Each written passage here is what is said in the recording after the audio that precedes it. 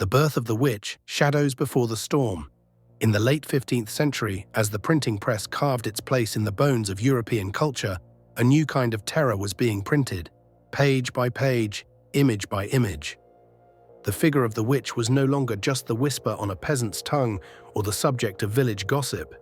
She was becoming myth, weapon, archetype. And at the heart of this transformation was a text few today remember, yet one whose influence has endured longer than the lives it helped destroy. De Lamiis et Pythonicis. Mulieribus, Ulrich Molitor's 1489 treatise on witches and pythonesses, arrived quietly, yet its impact was anything but.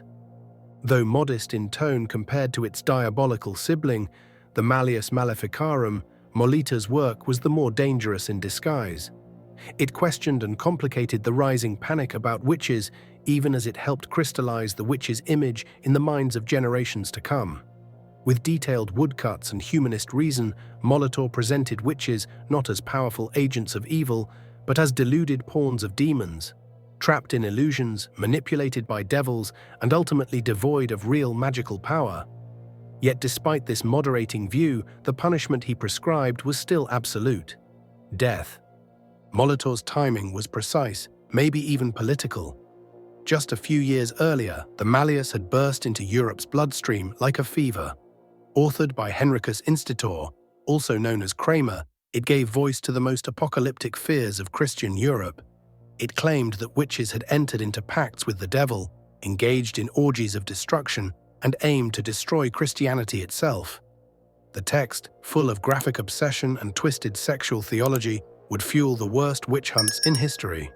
But Molitor knew the author, and he had seen the chaos up close. The Innsbruck scandal and the witch hunter's obsession. In the 1470s, Institor had been stationed in Innsbruck, a town nestled in what is now Austria. There he became obsessed with a noblewoman, Helena Schäuberin, not because of her crimes, but because she defied him. She ridiculed his sermons, called him a mad monk, and publicly cursed him.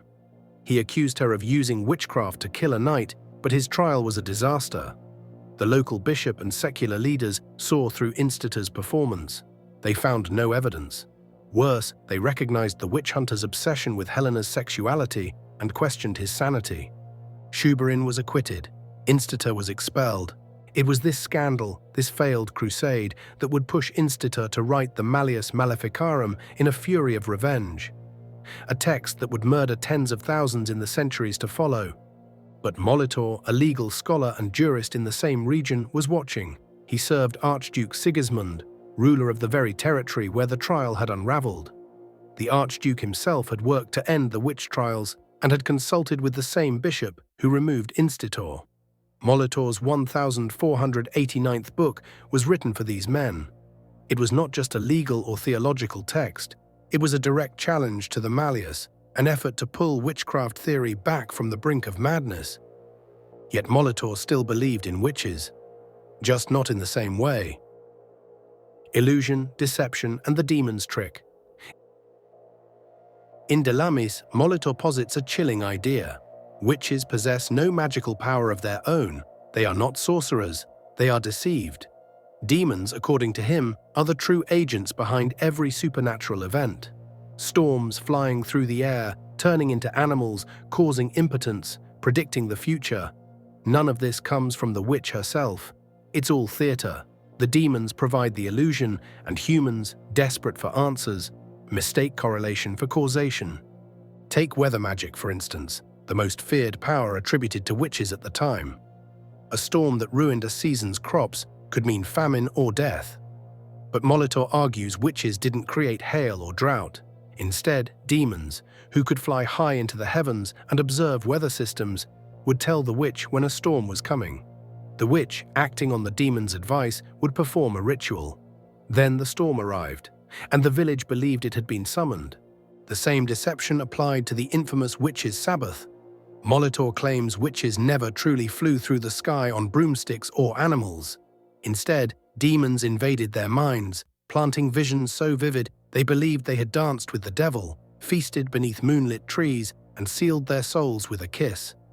Even sex with demons was, in many cases, illusion. But in other cases, demons could appear in physical form. Women, Molitor argued, might have intercourse with them, but no children could be born of such unions because procreation was a divine gift, beyond even a demon's power to mimic. It was all a trick, but a deadly one, because even a trick, if believed, could be enough to burn. Woodcuts and the birth of the witch's image. If Molitor's words were cautious, his images were not. The woodcut illustrations that accompanied Delamius carved the first definitive image of the witch into the public imagination. These pictures, copied, printed, and reprinted across Europe, were more influential than the text itself. They transcended literacy. Even those who could not read Latin or German could understand what they saw. Women with wild, uncombed hair, a sign of lust and chaos, plunging snakes and chickens into cauldrons as hail thundered around them. Naked or veiled figures fornicating with demons, whose monstrous faces bore tusks and tails. Witches flying through the air astride pitchforks and wolves, storms raging behind them. In one haunting image, a male witch rides a sad-eyed wolf, a nod to ancient pagan myths. But in later editions, even this male figure is replaced by a woman. As the witch panic grew more misogynistic, so too did the art. Perhaps most haunting of all was the simplest image. Women dining quietly under a tree, no monsters, no storms, just a meal in the woods. Yet this was the witches' convivium, the Sabbath. The horror lay not in what they did, but that they did it alone, together, independent of men, in the wild, in the dark. This subtle defiance of Christian order, the idea that women could meet and exist outside the patriarchal gaze, was more terrifying to many than spells or demons. It is through these images that the witch became fixed in Western consciousness. These early woodcuts, tame by modern standards, shaped every broomstick-riding, cauldron-stirring depiction we know today. Legacy of fire and ink. Though Delamius was more skeptical than the Malleus, it did not offer mercy.